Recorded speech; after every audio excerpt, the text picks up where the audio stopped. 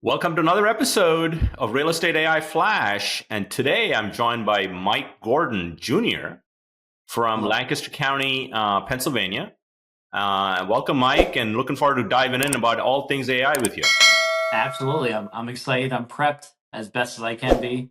By prepped, I mean I'm just doing it off the cuff. But There here we go. we That's go. it. That's the best prep there is, you know. So, for the listening audience, I'd love for them to kind of get to know Mike a little bit, your journey in real estate. How did you get? I know you've been 9 years in. So, how did you get into real estate? I am a second generation realtor, despite my best efforts. My dad's been a realtor for 37 years. So same name. I'm not sure if that's a curse or a blessing, but tends, paths run parallel to each other. So he was 37 years in the business right before I was born. So I wore a lot of hats before this, and I finally said, you know what? I think I'll get myself into real estate. So here I am with Berkshire Hathaway 9 years later, and it's been a thrill. My stepmom and stepsister are also realtors, so we're on the same team. It is a family full of real estate. So you can probably imagine what our dinner conversations are like. Wow, it's interesting. I think a lot of the successful realtors. I mean, again, obviously, our podcast guests are a small subset of the overall population, but there's a lot of people that take on real estate as a result of what their parents have done. You know, right? Oh, And there's heavily successful, influenced. right? Heavily influenced, and I can definitely imagine the dinner conversations. All things real estate, NAR Oh, settlement, the whole thing, right, Mike? oh my goodness. Yeah. So, so I'd love for you to share what was your first like interaction or aha moment with AI that you felt like, you know what, this has potential. I need to embrace it. What was that for you? Okay, I can definitely atone to that. I think as my career progressed and I've been making changes to better myself, I went to Explosion, not this year, but the Yeah. previous year.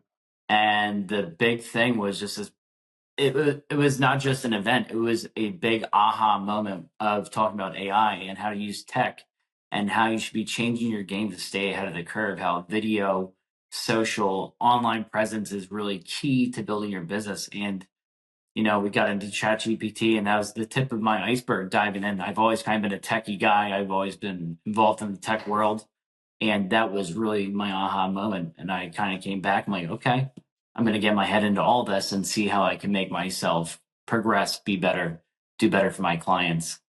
Yeah, for sure. One of our previous guests, Jenna Good, whom you know really well I've in never your met her before in my life. I'm just kidding. Just yeah, kidding. you're disowning her for sure. So Never. yeah, no, so Jana, when she was on our podcast, she told me, Rajiv, you have to talk to Mike because Mike's one of our forward thinking in our office, leveraging AI. So that's how you've been on my list to kind of obviously get on the pod. Interesting you mentioned, there's been very few, I would say, revolutionary technologies, Mike, in our lifetime, right? I mean, the Mhm. internet, you could say, was revolutionary, it helps us enable business, smartphones, and now AI. I mean, to your point from Explosion, the conference you attended, was it like 2 years ago? Like not this year, but last year? Yeah. Yeah. Is like AI doesn't necessarily shift your game, it lifts your game to a whole nother planet, right? I mean, if you start to embrace it, and we're early. 100%. Yeah, it's absolutely it's your technological assistant. Hey, instead of can I give you a great example of this? I mean, I don't want to get you off course of what you're talking about, No, all good. but I have a perfect example of this. I was looking through one of my local development directories, the one I live in, and I'm like, oh, there's a bunch of names on here, and I don't feel like extrapolating all this information manually. I just popped into ChatGPT. I mean, mind you, it took a couple dry runs to tell it what to do, but it like just took 3, 4 pages of PDF and put them into an Excel spreadsheet by name, address, phone number, and email. Because think how much time that would have taken me personally. Yeah. Time I probably don't have, but it's just a beautiful asset to use.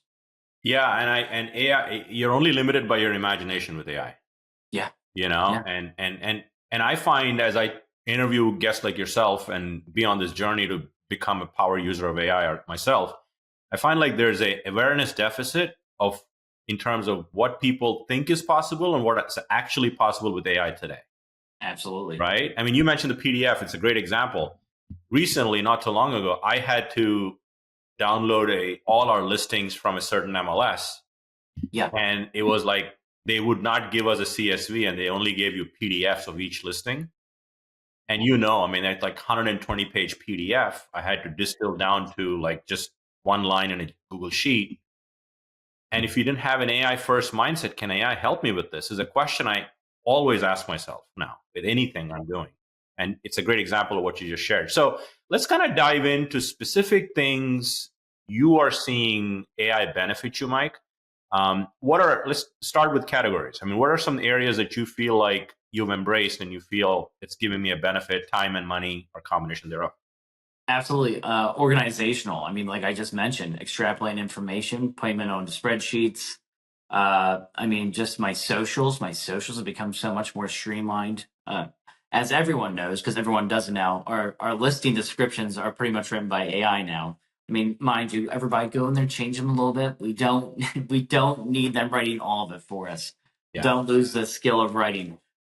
But just so many things. My video editing, just for our podcast, our reels, I'm using Opus clips. Yeah. So we'll film our long form here in our nice little studio, Yeah. and I plug it in there. It gives me reels. I can go in there and edit those. It's a beautiful thing. You and I talked about Descript before, which Yeah. isn't for everyone. But if you're filming long video, you plug it in Descript. It'll take the audio, condense it, EQs it for you, and it really just gives you a transcript which you can edit your own video, so you're not in there splicing and cutting. And it's an amazing concept. Captions is a great one I like to use. If it's just you and you just don't want to put your face on there, I mean, captions will even make an AI version of you, so you don't have to sit in front of your camera. How crazy is that? I It, think, one of the things I'm finding now with, obviously, you shared some really great tools like Opus Pro, Descript. And what I love about Descript, and there's probably multiple tools that do it, but Descript does it really well, is removing the ums and the ahs from yeah. conversation. Click of a button and boom, it's gone, right? If you want a reality check, use Descript, plug in your video, and look at how many ums, ahs, and 100%. yeah. Yeah. Or if you're me, yada yada yada. I'm sorry, I'm a Seinfeld fan, and it somehow I it's was gross. just going to say, yada, yada, yada is a great Seinfeld episode. But, I'm a big Seinfeld fan as well. So, and probably our listening audience is, many of them. So it's interesting. I mean, you are obviously big into video. You have and there is reasons for every agent to be in video because video is 80% of the internet in terms of Yep, content, right? absolutely. Doing it well, etc. There's some tools that you could subscribe to. Clearly, the ones that we're mentioning are paid for tools. So you need to just sort of pick your area and really specialize in it. Captions is a great example. I think it's like $65 if you paid for a year, and they're throwing in like new features. And Captions is one of the top 5 tools I recommend for agents as well. And Opus is definitely in that category. So video, you're like sort of crushing video. And for me though, as you're a podcaster as well, and I'm in my podcast, I would not be able to do the things I need to do without having AI with me. You just I, can't. I I couldn't imagine doing this 3 years ago. Just how the times have changed and 100%. how much more efficient things have become. Yeah. And things I didn't know. I mean, I ran a bunch of websites 12 years ago, and I was using the big chunky cameras. I was going there, I was editing stuff, having no clue what I'm doing. And now I'm doing it on my cell phone now, and I can do stuff in a tenth of the time, a 20th of the time. I mean, exponentially more efficient and faster than I could before. And it's absolutely cool and Yeah, amazing. for sure. And you know what? The crazy part is this is the worst AI we'll ever use. Yeah, It's only going to get better. So we're still right. early in the journey. I think we're still in the top of the first inning for a football Oh, analogy. absolutely. I think people Baseball are analogy. way too afraid of it too. They have to embrace the change. Make your life easier, not more difficult. Work Yeah. harder, not smarter. And I always tell agents that find the things that you're not scared of, but it's a major time suck, and therefore you're not doing it well, or you need to do it, but you don't like to do it. Find a task like that. And to your point, you had a first aha moment, and you built a series of aha moments with other AI tools, and that's really where I think most agents that are listening to our podcast. I mean, we got 15,000 listeners on our streaming platforms for our shows. So as audience grows, they're leveraging and becoming comfortable with AI. And I think that's really the message you're sharing. So organizationally, processing data, putting your own personality into listing descriptions. You touched on it. I even built a custom GPT. We'll add it in the show notes. There's a custom GPT specific for listing descriptions that you could use that knows fair housing and doing all of those things so you can get you to the 1 yard line when you start on listing descriptions. So what else are you using AI for? Obviously, video is a big category, social media. Talk a little bit about social media, non-video. Anything else you're using AI for? So I just I held a big event, and I live in a German style village. So I threw our first Oktoberfest there. It was really successful. It was really Nice. cool. It was like it's my little prize trophy of hard work. But I'm making and creating posts for it, and I use ChatGPT. I'm like, hey, write me a description for this for for Facebook. I always specify Facebook, Instagram, TikTok, whatever.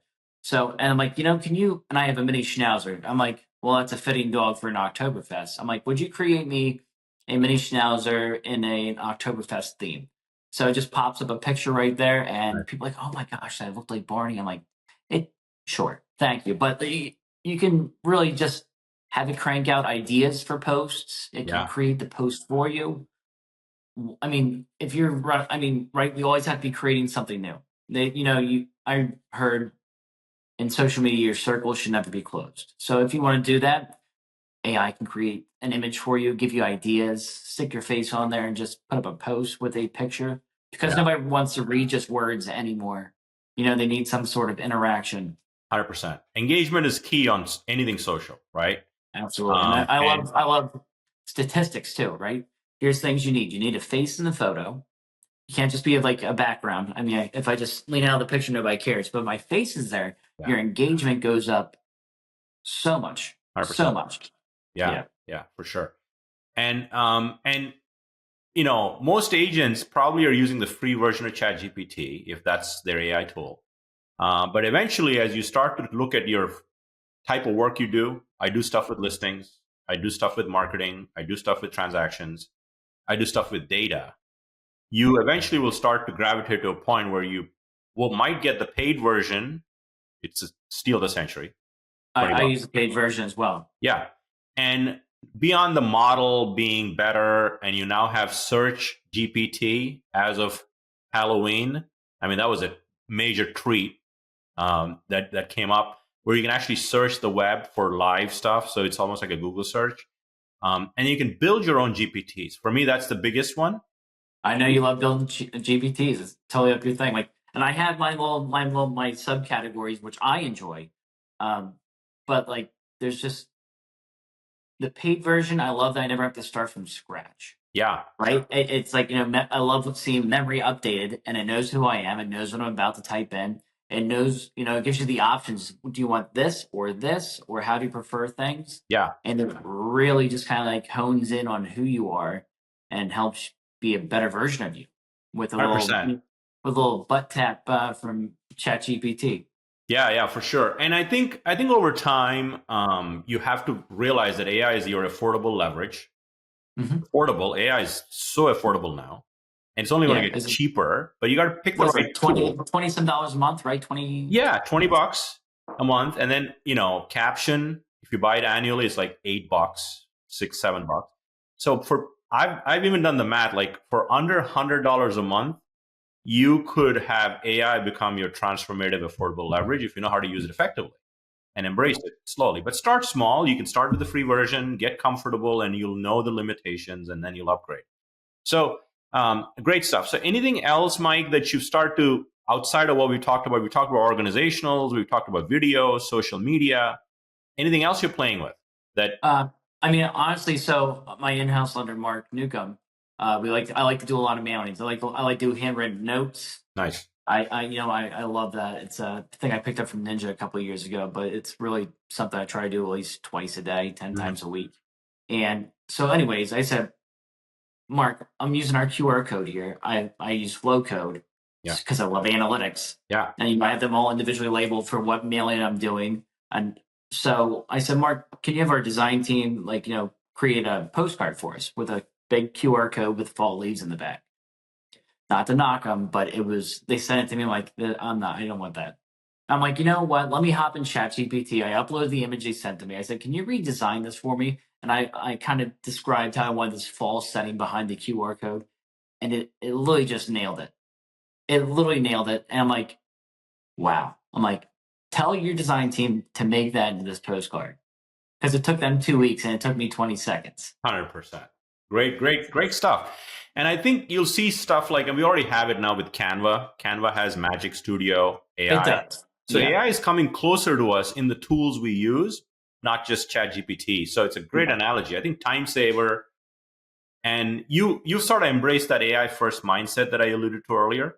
Mm-hmm. When you got something, you said, "Can AI help me with this?" And invariably, it did. Yeah. So great analogy. So, Magic Studio with Canva is very good too, as well. I oh, mean, it's great. It's if great. Yeah, I can use both those simultaneously just to kind of like get to that 1 yard line and then get me into the end zone. yeah. I mean, I've even done to a point where now the weather's changing. We're in November. Like this is 2-year anniversary of ChatGPT, end of this month. Mm-hmm. So it's going to be very interesting. I don't think we've seen the end of what they're going to release with ChatGPT. Video is coming. Sora has been being tested for like over a year now, so it's coming. So That part's kind of crazy and exciting to me because I mean, with captions like we discussed, you can make an AI version of yourself to do video now, which is kind of crazy. And just think how that's going to progress and change. yeah, no, I think over time, as long as you're authentic and it's you vet the data, you vet all the output. It's just like an assistant doing your work. It's just that assistant now is AI, right? So 100%. yeah, Absolutely. go ahead. Sorry, you want to say something? Oh no, I was just concurring. I Yeah. concur, Doctor. So as we wind down our podcast, I'd love for you've been in real estate for 9 years, so you have the luxury to look back and kind of say, if you were starting your real estate journey today, or agents listening to this podcast are saying, what advice would you give your younger self that agents could benefit from in the listening audience? What would that be for you? I think one of the biggest hurdles starting off in real estate is finding your direction, finding your systems. I mean, like I'm everywhere. I like my shiny objects, and I can get distracted easily. But I think instilling systems, schedules, finding things that you are good at, excel at, are what you need to stick to. And I think using AI can really help you, build your basis. Hey, I'm trying to make a database here. Would you yank some data from here? Or here's a list of people. Would you please organize this for me? Right? It'll help with your CRM. It will help with your databases, mailings. Build yourself a schedule. Yeah, Use AI to, hey, what are some trending topics that are going on? It could just really just give you the foothold if you don't know where your foot's going. yeah, Right? It's really a basic ground step or as advanced as you want it to be. It could be your the hand you're holding trying to find your shepherd in the dark, if you will. yeah. And I think you make a very good point. I think the analogy you have is, or the experience you're sharing is, excel, do the things you love doing, and leave the rest to AI. Like Yeah. I tell people that the agents, the human interaction will never go away in real estate. Mhm. That's No. humans are the ones you do business with. Or if you could offload all of the things that you need to do to get to add value to your clients, and you have more time on your hands, Yeah, right? absolutely. And so I have a saying that's sort of become like a saying in almost all my podcasts, which says, automate the ordinary so you can personalize the extraordinary, right? Right. Which is your And client relationship. you're gonna have so much more time. Like 9 years in, Michael has so much. I probably had time back then, but I was wasting that time. Yeah. I have time now because I've become efficient at doing the things I do and offloading the things I don't. So, while you're young, get it while you can. Burn the midnight oil, do Yeah. all the things. That'd be great. Because especially the AI, I dove right in. I was like, I haven't done video editing, and I moved from California like 2015. So it's been almost 10 years since I've done it, and I hop back in like I can figure this out. Yeah. The internet's a great thing. 100%. So final question is, obviously we're on a podcast, but, I've I'd love to know, is there a book or a podcast that has deeply influenced you in your journey? Is there anything that you could share with the audience? Sure can. Sure can. I really enjoyed the 12-week year Mm, because I think the issue is especially in real estate, we're looking at numbers, right? How much did I make this year? You know, how many homes did I sell? What is my volume? And I think we kind of stretch that out too far. And with the 12-week year, they talk about quarters or take whatever time span you want. And you just give yourself segments. Here I did this and I did this. Why make the 12 months instead of 12 weeks? yeah. Right? Just think of what you're doing currently and how do I repeat that? How do I do that better? How do I capitalize on my successes here instead of looking at a whole year? Because you're never going to remember the great things and the negative things you did there. So I think at the end of a cycle or a quarter, you just look and say, what am I doing here that's working? And go over those notes at the end of the day or the end of the year or the end of the quarter, whatever time frame works for you.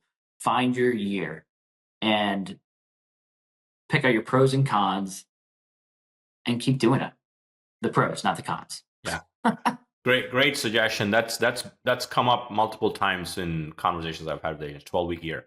So, Mike, thank you for joining the podcast. This has been fun. Our listening audience has got a ton of it, and continued success in Lancaster County and the adjacent counties.